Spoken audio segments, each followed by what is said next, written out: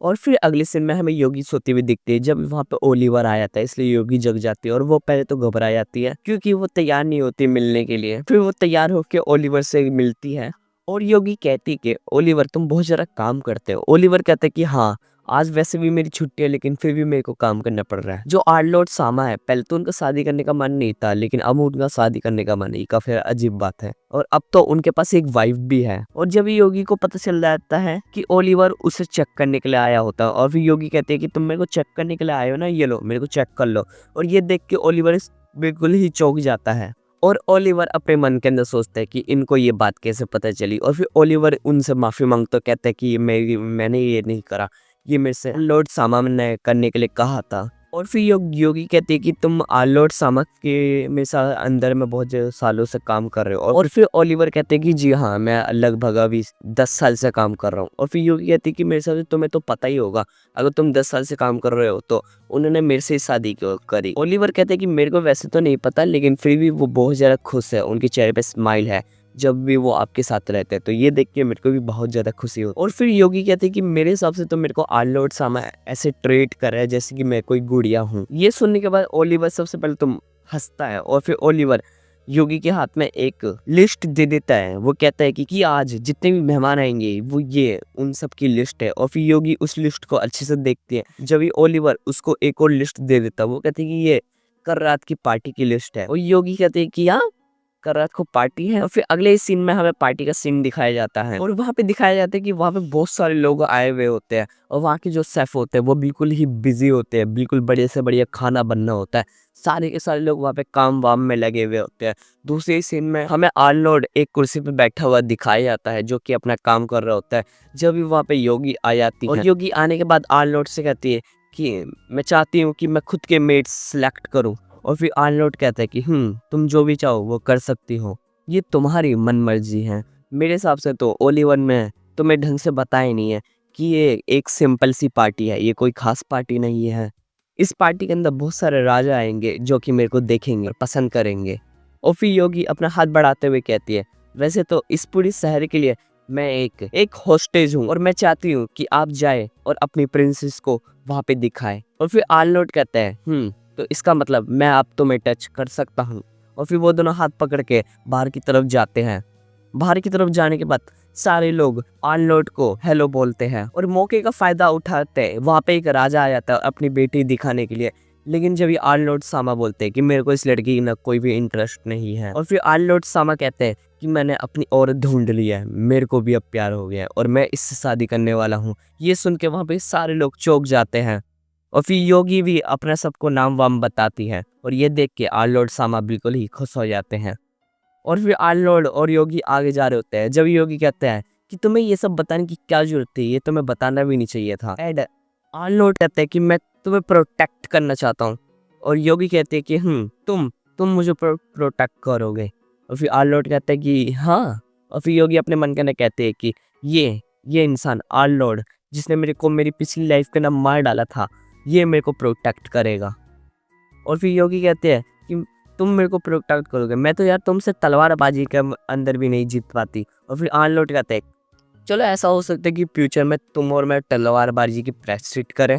और फिर ये सुनने के बाद तो यार योगी बिल्कुल ही खुश हो जाती है और वो कहते हैं कि भाई मैं बहुत ज़्यादा खुश हूँ। और फिर योगी अपने मन के अंदर सोचते हैं कि कहीं ऐसा हो सकता है कि आर्नोल्ड के साथ तलवारबाजी करते रहते मैं उसकी ट्रिक और सीख जाऊँ, तो ये काफ़ी अच्छी बात होगी मेरे लिए।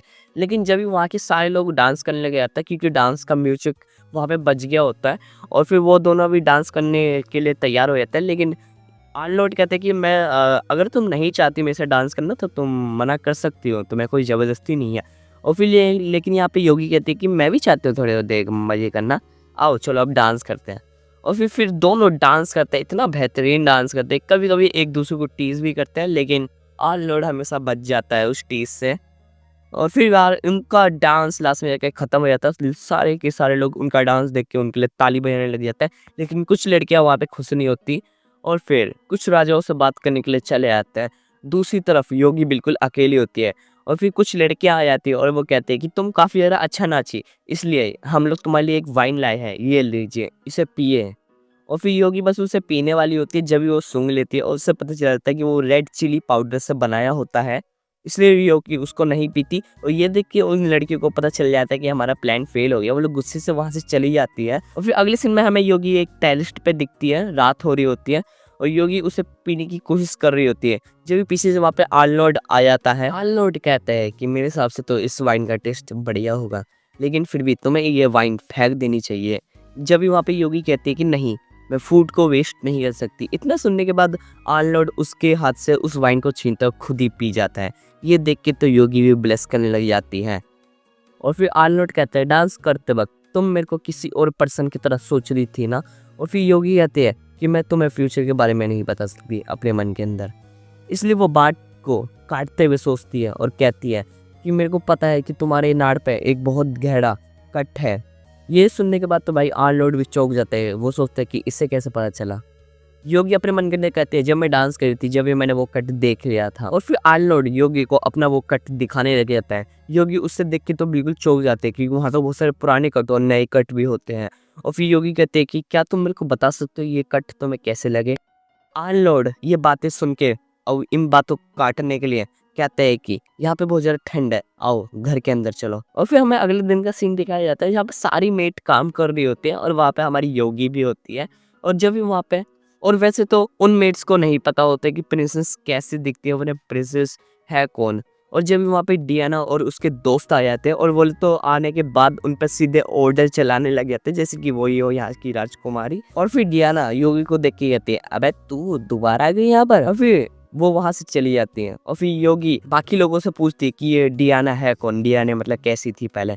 और फिर बाकी मेड बताती है कि पहले के समय पर डियाना काफ़ी ज़्यादा रिच फैमिली से थी, उनके पास बहुत सारी दुकानें थी, लेकिन एक दिन पता नहीं क्या हुआ उनकी दुकानें सारी की सारी डूबती हुई चली गई। और फिर अगले सीन में ही हमें सारी मेड्स हॉलवे में दिखती है प्रिंसेस के। और फिर जब भी वहाँ पे ओलिवर जब भी वहाँ पे प्रिंसेस को बुलाता है, बाकी मेड उनके सामने झुक जाती है। जब भी वहाँ पे प्रिंसेस आती है और उसे देखकर तो डियाना और डियाने के साथ बाकी सब लोग भी चौंक जाते हैं क्योंकि प्रिंसेस और कोई और नहीं, वही योगी है।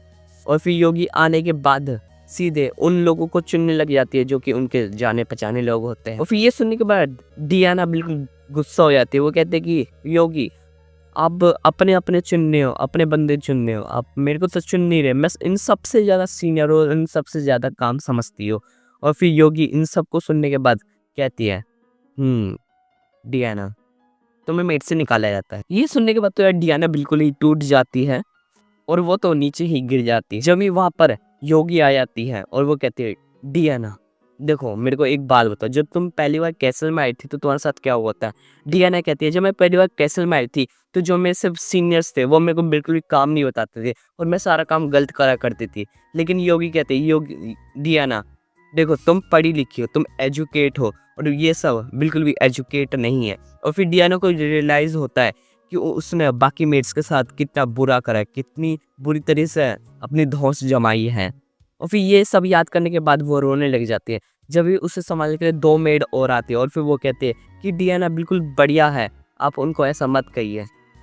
और फिर योगी डियाना के पास आते हुए कहते हैं डियाना मेरे को तुम्हारी जैसी लड़की की ज़रूरत है, अब से तुम मेड नहीं हो, बाकी लड़कियों को पढ़ाया करकोगी और तुम अब से एक टीचर की जॉब संभाला करकोगी। और ये सुनने के बाद डियाना कहती है क्या मैं। और फिर अगले सीन में हमें ओलिवर का सीन दिखाया जाता है जहाँ पे ओलिवर कहता है आर्नोल्ड सामा ये सब हुआ था वहाँ पर। और फिर आर्नोल्ड कहता है कि मैं जानता था वो कुछ ना कुछ तो कर लेगी। अगले सीन में हमें योगी का सीन दिखाया जाता है जहाँ पे वो बिल्कुल ही तैयार होती है और वो बिल्कुल ही तैयार हो रही होती है। जब वहाँ पे दूसरी मेड आ जाती है वो कहते हैं मैं आपको तैयार कर देती हूँ। जब वो अंदर आती है और फिर वो उसके बाल बहाती है, उसे एक नई ड्रेस बनाती है। और जब डियाना कहती है कि बच्चों को लड़कियों को पढ़ाना एक ये काफ़ी ज़्यादा बढ़िया काम है और मेरे को काफ़ी ज़्यादा मज़ा भी आ रहा है। और फिर जब वहाँ पे खबर आती है कि वो आ रहा है और फिर योगी अपने मन के अंदर कहती है ये वही समय है जब वो मेरे सामने बैठा हुआ होगा, वही इंसान जिसने मेरे को मर्चेंट के बारे में समझाया था।